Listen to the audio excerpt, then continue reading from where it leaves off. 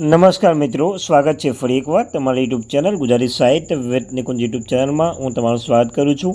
આજના વિડીયોમાં વાત કરીશું મિત્રો, ગુજરાત સરકારના પેન્શન ધારકો માટે હાયર પેન્શન માટે આદેશ જારી કરાયો છે। મિત્રો આદેશ જારી કરાયો છે હાયર પેન્શન કરવા માટે।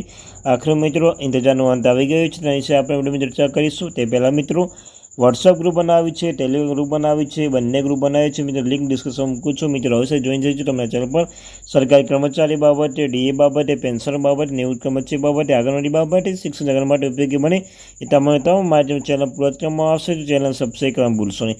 તો ચાલો વિદ્યાર્થી મિત્રો, વધારે સમય ન બગાડતા વિડીયોની શરૂઆત કરી છે। વિડીયો ગમે વિડીયોને લાઈક અને ચેનલ સબસ્ક્રાઈબ કરીને બેલ આઇકન બટન દબાવવાનું ભૂલશો નહીં।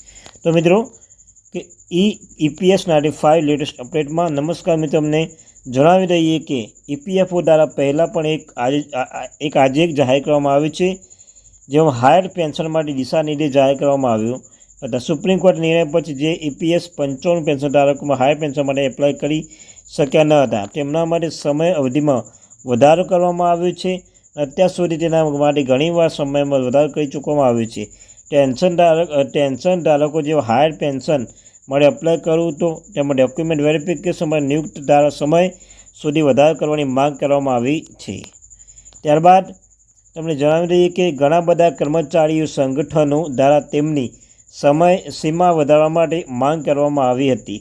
તમને કહ્યું એમ હતું કે પેન્શન ધારકોની મુશ્કેલીમાં જોતાં તમને સમયમાં વધારો કરવામાં આવશે અને તેના પર વિચાર કરતા EPFOએ પાત્રતા ધરાવતા પેન્શન ધારકોની અરજી સબમિટ કરવા માટે 4 મહિના સુધી સમયગાળો વધારવામાં આવ્યો છે।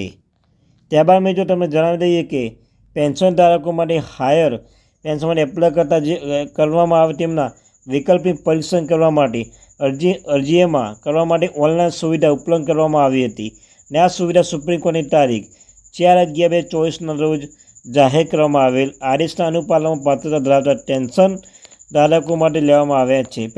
પેન્શન ધારકો માટે લેવામાં આવ્યો હતો। આ સુવિધા 26 ફેબ્રુઆરી 2023ના રોજ શરૂ કરવામાં આવી હતી અને ફક્ત 3 મે 2023 સુધી રાખવામાં આવી હતી।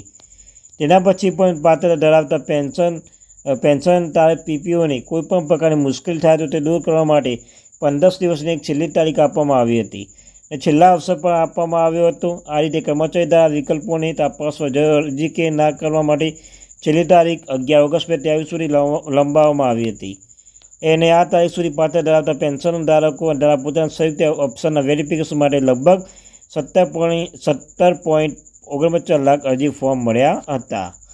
યુક્ત દ્વારા જે પ્રાપ્ત થયેલ વિકલ્પ અથવા સંયુક્ત વિકલ્પમાં વેરિફિકેશન 3.6 લાખ અને વધારે અરજી ફોર્મ અત્યાર સુધી પણ નિયુક્ત માટે પ્રોસેસિંગ માટે છે।